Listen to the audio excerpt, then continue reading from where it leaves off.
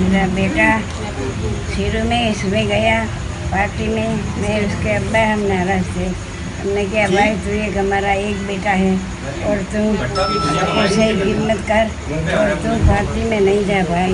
लेकिन भाई को खिदमत का जज्बा था, वो आखिरकार माना नहीं, लेकिन वो पार्टी में चला गया और उसने कुर्बानियाँ बहुत दी मेरे बेटे ने। तो उसके साथ जो है वो लोगों ने भी बहुत कुर्बानियाँ दी है और मेरा बेटा सबके लिए एक साथ जुलूम करता है, छोटे बड़े सबकी मेरा बेटा इज्जत करता है और इस काम में वो ऐसा मशरूफ़ है कि वो हमें हमारे साथ खाने भी साथ बैठे नहीं आ सकता।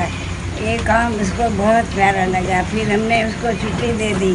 मैंने उसके अब्बा ने मैंने क्या जा भाई शहीदों का खराज तहसीन अदा करती हूँ। मैं उसको मुबारकबाद देती हूँ। बहुत सारे हमारे शहीद हो गए, वो तो सीधे जन्नत में गए। अब जो बाकी है, जो यहाँ हाजिर है, वो सब ऐसी खिदमत करे कि अपनी आवाम को सब कुछ मिले, गरीबों को सब कुछ मिले, दरमियानी लोगों को भी सब कुछ मिले। अल्लाह पाक हिम्मत ताकत तंदुरुस्ती दे। कुल एम वालों को